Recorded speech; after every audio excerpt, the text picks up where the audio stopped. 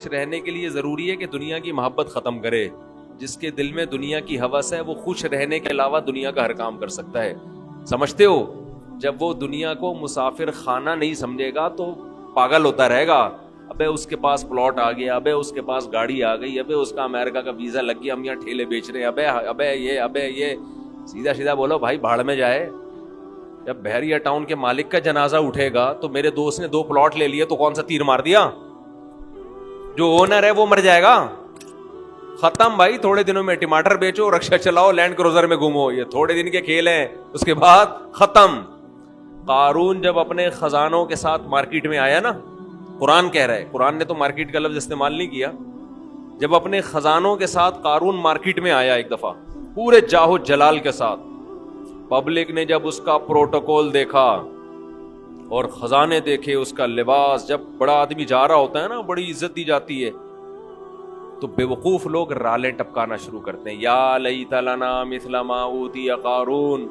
احمقوں اور بے وقوفوں نے کہا ہائے کاش ہمارے پاس بھی ایسی دولت ہوتی جیسی قارون کے پاس. کیا پروٹوکول ہے بھائی اس کا. تو قرآن کیا کہتا ہے؟ علم والوں نے کہا ویلکم, برباد ہو جاؤ, تمہارا ناس ہو جائے.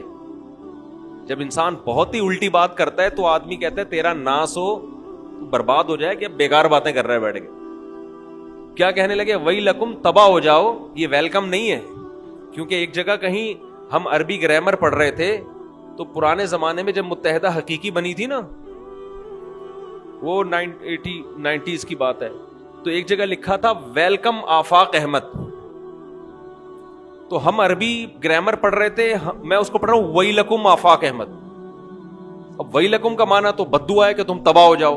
تو میں حیران ہوں کہ انہوں نے اپنے قائد کو گالی کیوں دی ہوئی ہے. میں وہاں کھڑا بس سوچ رہا ہوں کہ اپنا قائد بھی متحدہ حقیقی بنی تھی نا, تو وہ قائد بھی مانتے ہو آفاق احمد کو, اور تم کہہ رہے ہو اور گالی بھی دے رہے ہو تم تباہ ہو جاؤ. پھر کسی نے بتایا بھائی یہ ویلکم نہیں ہے, یہ ویلکم ہے. تو پھر ایک عربی ان دنوں میں آئے ہوئے تھے, وہ کہنے لگے لی سبیلی ہی چوک کدھر ہے. لسبیلا چوک کو کہہ رہے تھے لی سبیلی ہی چوک. وہ کہہ رہے تھے یہ لی سبیلی ہی چوک کدھر ہے. تو عرب اس طرح کی غلطیاں بھی کر رہے ہوتے ہیں. تو خیر, تو قارون کے خزانوں کو دیکھ کر بے وقوف لوگ کیا کہنے لگے؟ یا لیت لنا, ہائے ہائے ہائے کاش ہمارے پاس بھی ایسا جاہو جلال ہو, ایسی گاڑیاں, ایسی سواریاں ہوتی.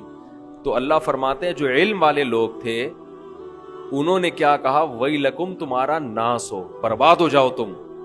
کیسی باتیں کر رہے ہو بے وقوفوں والی. ثواب اللہ خیرون, اللہ جو نیک عمل پہ بدلہ دے گا وہ اس سے کئی گنا بہتر ہے. تو کبھی تمہاری رالیں کسی نیک عمل کو دیکھ کے تو ٹپکی نہیں ہے کہ وہ روزے رکھ رہا ہے, وہ صدقہ کر رہا ہے, تو رال ٹپکے یار کتنا کما رہا ہے. یہ ٹپک کس پہ رالیں رہی ہیں؟ جو عیاشی کر رہا ہے. تو یہ عیاشی تو تھوڑے دنوں میں ختم ہونے والی ہے. اور قارون اب مارکیٹ سے شارٹ ہو گیا کہ نہیں ہو گیا؟ کہاں گیا اس کا جاہو جلال؟ تو قبر بھی نہیں ملتی, قبر بھی نہیں ہے, زمین میں دھسا دیا اللہ نے, ایسا دھسایا حدیث میں آتا ہے قیامت تک دھستا ہی رہے گا. موسیٰ علیہ السلام نے اسے کہا زکات دے, اللہ نے تجھ پر احسان کیا ہے, تو جیسے اللہ نے تجھے دولت دے کے احسان کیا تو اللہ کی مخلوق پہ احسان کر, تو بھی مخلوق پہ خوب خرچ کر. تو کہنے لگا یہ میرا کمال ہے جو میں نے پیسہ کمایا ہے, مائنڈ میرا کیا تھا. آج بعض مالدار لوگ کہہ رہے ہیں نا میرا مائنڈ, میری لک ہے اور میری. او بھائی آپ کا کچھ نہیں ہے. جس کے لیے اللہ رزق کے دروازے کھولنا چاہے کھول دیتا ہے. ہم نے بڑے بڑے فنٹر دیکھے ہیں, وہ بیچارے ٹماٹر ہی بیچتے رہتے ہیں ساری زندگی, حالانکہ مائنڈ ان کا بہت ہوتا ہے. اور بڑے بڑے بے وقوف لوگ دیکھیں جن کے پاس نوٹ گننے کی فرصت نہیں ہے. تبھی امام شافعی نے کہا ہے نا, ایک شعر امام شافعی کی طرف منسوب ہے واللہ عالم, کہ اگر عقل کی بیس پر لوگوں کے پاس پیسہ آتا تو غریب تو بیچارے بھوکے مر جاتے. نہیں سوری, بے وقوف بیچارے بھوکے مر جاتے اگر عقل کی بیس پہ پیسہ مل. تو میں اکثر اس پہ ایک واقعہ بھی سناتا ہوں, میں جلدی سنا کے آگے چلتے ہیں. ایک مالدار آدمی, ہمارے حضرت یہ واقعہ سنائے کرتے تھے پرانے زمانے کا. ایک بہت مالدار آدمی تھا, غریب تھا, سوری، ایک بڑا عقل مند آدمی تھا غریب. مجھے بھی روزہ لگ رہا ہے آج نا. ایک بڑا عقل مند آدمی تھا مگر تھا کیا؟ غریب. اکثر ایسے ہی ہوتا ہے عقل مندوں کے پاس پیسہ نہیں ہوتا. لیکن یہ قاعدہ کلیہ نہیں ہے. مالدار بولیں گے مفتی صاحب ہمیں بیوقوف کہہ رہے ہیں. تو اس نے دیکھا کہ ایک آدمی بڑا مالدار تجارت کا سامان لے کے جا رہا ہے. بیوقوف اتنا ہے کہ اونٹ کے ایک طرف چاول کی یا جو بھی امپورٹ کر رہا ہوگا جو بھی چیز, اس کی بوریاں لادی ہوئی ہیں, اور بیلنس برابر کرنے کے لیے اونٹ کے دوسرے طرف ریت کے بورے رکھے ہوئے ہیں تاکہ بیلنس کیا ہو جائے. 10 بوریاں چاول کی یہاں ہیں تو وزن برابر کرنے کے لیے 10 بوریاں ریت کی ادھر. اس امیر آدمی نے لفٹ مانگی اس غریب سے, وہی نا روزہ لگ رہا ہے. اس عقل مند آدمی نے لفٹ مانگی اس بے وقوف سے, کیونکہ یہ عقل مند غریب تھا. تو اس بے وقوف نے اس کو لفٹ دے دی کہ چل تو میرے ساتھ اونٹ پہ بیٹھ جا. اب اس عقل مند نے اس بے وقوف مالدار سے پوچھا کہ یہ ان بوریوں میں کیا ہے جو رائٹ سائڈ پہ. اس نے کہا بھائی چاول ہے یا آٹا ہے یا جو بھی تھا. کہا یہ لیفٹ پہ کیا ہے؟ اس نے کہا یہ ریت ہے. کہا تو ریت کا بزنس کرتا ہے؟ کہہ رہا نہیں, یہ بیلنس برابر کرنے کے لیے. اس عقل مند نے اس سے کہا کہ بے وقوف آدمی, 10 بوریاں اگر یہاں ہیں تو 5 بوریاں ادھر کر دے, اس سے بیلنس کیا ہو جائے گا. اونٹ پہ تو نے بلا وجہ کا ڈبل لوڈ ڈالا ہوا ہے, اور یہ 10 بوریاں بھرنے میں کتنا ٹائم لگا ہوگا. تو بے وقوف آدمی تو یہ کر لے نا کہ 5 یہاں کر دے اور 5 وہاں کر دے. اس نے کہا یار یہ تو بڑی لاجک کی بات کی ہے. نیچے اترا, اپنے مزدور کو جو بھی ہوگا اس کے ساتھ اس کو بولا بھائی بوریاں ہٹا, 5 چاول کی بوریاں یہاں کر دے اور 5 یہاں. اونٹ کی سپیڈ بھی تیز ہو گئی اور اونٹ کو بھی سکون کا سانس آیا, بڑا خوش. اب اس غریب آدمی سے اس بے وقوف نے انٹرویو لینا شروع کیا کہ تو کرتا کیا ہے. اس کا خیال تھا کہ یہ تو ارب پتی ہوگا جو اتنا عقل مند ہے, جس نے مجھے اتنے اچھے مشورے دیے. یہ خود کیا ہوگا, یعنی اب میرے جیسے بے وقوف کے پاس اتنا پیسہ ہے تو اس عقل مند کے پاس تو اس کی تو ملیں چلتی ہوں گی نا. اس سے پوچھا تو کرتا کیا ہے. اس نے کہا یار میں تو غریب آدمی ہوں, جس کام میں ہاتھ ڈالوں برباد. میرے پاس تو سواری بھی نہیں ہے, تبھی تو میں نے تجھ سے لفٹ مانگی ہے. اس نے کہا اتر نیچے. نیچے اتر, اونٹ کو واپس گھمایا, 5 بوریاں دوبارہ ادھر کی اور ریت کی بوریاں دوبارہ بیلنس برابر کرنے کے لیے ادھر ڈال. بولا تیری عقل کی وجہ سے تیرے پاس جب 1 کوڑی روپیہ نہیں ہے تو میں بے وقوف تجھ عقل مند سے 1000 گنا بہتر. میں تیرے مشوروں پر عمل کروں گا نا, میں بھی تیرے جیسا بن جاؤں گا. مجھے اپنے اسٹائل سے چلنے دے جیسا چل رہا ہوں. سمجھ رہے کہ نہیں سمجھ؟ میں جیسے اپنے اسٹائل سے چل رہا ہوں مجھے چلنے دے. اگر تیرے مشورے پر عمل کیا نا میں بھی تیرے جیسا غریب ہو جاؤں گا. لو كان بالحيل الغنى لوجدتني بنجوم اقطار السماء تعلقي.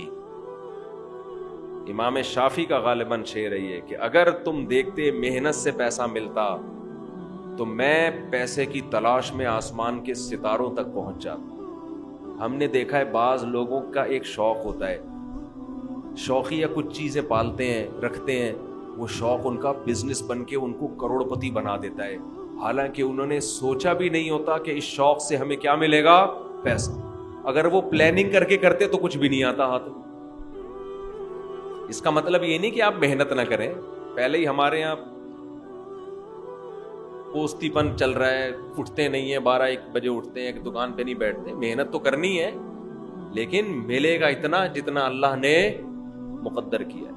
تو میں وہ عرض کر رہا تھا کہ نبی صلی اللہ علیہ وسلم نے جو مثال دی ہے نا کہ 2 چیزیں جوان ہوتی ہیں تو وہ 2 برائیوں سے مراد صرف 2 نہیں ہیں, بلکہ جو بھی بری خواہشات ہیں بڑھاپے میں کم ہونے کے بجائے بڑھتی. اسی طرح اچھی خواہشات اگر جوانی میں اچھی عادتیں ہیں تو بڑھاپے میں وہ اچھی عادتیں کم ہونے کے بجائے جوان ہو. اگر آپ کو جوانی میں اللہ سے محبت ہے, بڑھاپے میں یہ محبت اور زیادہ بڑھ جائے گی.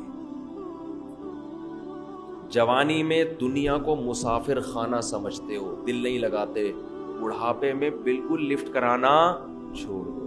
ہم نے دونوں طرح کے بوڑھے دیکھے ہیں, سخی بھی اور کنجوس بھی. جو سخی ہوتے ہیں وہ بہت سخی ہوتے ہیں, کیونکہ وہ جوانی میں سخی ہوتے ہیں نا, تو یہ سخاوت بڑھاپے میں ان کی بہت زیادہ بولو بڑھ جاتی. پھر وہ جاگیروں سے دل لگانا بالکل چھوڑ دیتے ہیں, بالکل چھوڑ دیتے ہیں. اور جو کنجوس ہوتے ہیں نا جوانی میں, بڑھاپے میں اللہ کی پناہ آدمی کانوں کو ہاتھ لگا, نوٹ نظر نہیں آ رہے ہوتے, ایسے ایسے گن رہے ہوتے ہیں بیٹھ کے. یہ میں نے اپنی آنکھوں سے دیکھا ہے, نظر نہیں آ رہا نوٹ, دیکھ رہے ہیں یار کم تو نہیں پڑ گیا, یوں کر کے نا چیک کر رہے ہیں کہ اس میں اصلی ہے. ابے اب تو نقلی بھی ہے تو کیا کرنا ہے, اب تو اگر نقلی بھی ہے تو اپنے دانت نہیں ہے کھانے کے لیے, پیٹ میں آنت نہیں ہے کھانے کے لیے, چبانے کے لیے دانت نہیں, کھانے کے لیے آنت نہیں, تو اصلی نقلی کا رہ کیا گیا. شوگر کے آپ مریض ہیں, مٹھائی آپ نہیں کھا سکتے.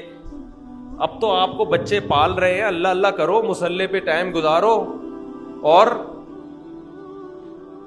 نکل لو پتلی گلی سے. اللہ زندگی دے سارے بوڑھوں کو, لیکن اب تو یہ سوچ ہونی چاہیے نا, نہیں جناب ایسے ایسے گر رہے ہوتے, اتنے لالچ, اتنی ہوس, دل, اور ایسا پراپرٹی میں دل لگائیں گے, ادھر پلاٹ. ایک بوڑھے کا فون آیا میرے پاس, غیبت اس لیے نہیں, کسی کو کیا پتا کس کی بات کر رہا ہوں, میرا خیال ہے 85 سال تو ان کی عمر ہو, اور 10 قسم کی بیماریاں. کہنے لگے, رو رہے تھے, میرے بیٹے کا کاروبار کا نقصان ہو گیا, گھر میں بڑے مسائل آ رہے ہیں, رزق کی تنگی ہے, میں بہت ٹینشن میں ہوں. میرا دل مجھے ترس آیا, میں ان کا مذاق نہیں اڑا رہا, مجھے ترس آیا. میں ان سے کہوں کہ حضرت آپ کی کیا رزق کی تنگی, آپ کی زندگی گزر چکی ہے, آپ نے ویسے ہی 2 پاپے صبح چائے میں ڈال کے کھانے ہیں بھائی, دوپہر دھونے والے کھچڑی کے کھانے, زندگی گزر گئی. اب ان چیزوں میں کیا رکھا ہے؟ جو بیٹا جس کا کاروبار ڈوب گیا اس کو اتنی ٹینشن نہیں ہو رہی, جس نے آگے زندگی گزارنی ہے ابا کو اس سے زیادہ ٹینشن ہو رہی. لیکن ہم نے نیک بوڑھے بھی دیکھے ہیں, نیک بوڑھے بھی دیکھے. ہمارے نانا, اللہ تعالیٰ مغفرت فرمائے, نانا نانی دونوں, میرے نانا کی بھی 99 سال ماشاءاللہ عمر تھی, نانی نے بھی بڑی عمر پائی ہے. جب بھی ہم ان کے پاس جاتے تھے نا تو وہ شاعری شروع کر دیتے تھے, قبر کی آخرت کی, ٹھیک ہے, گھر جسے سمجھے ہو وہ تم گھر نہیں. مجھے پورا شعر یاد نہیں ہے ان کا, یعنی بار بار کہتے تھے, بیٹا جس کو تم گھر سمجھ رہے ہو یہ گھر نہیں ہے, گھر اصل کیا ہے, قبرستان. اور سخاوت ایسی, کھلا رہے کھلا رہے کھلا رہے, ہر وقت کچن میں کھانا بنتا رہتا تھا. مسجد کے امام بھی تھے ہمارے نانا, تو جو گلی محلے میں جا رہا ہے نا اس کو بلایا, ادھر آ بیٹھ. گھر والوں کو ٹینشن دی ہوئی تھی, کھانا لے کر آؤ اس کے لیے. تو گھر والے بھی تنگ آ گئے تھے. تنگ آنے کا مطلب ظاہر ہے بار بار بار بار کھانا گھر میں پکتا رہے, لیکن سخاوت تو تھی نا.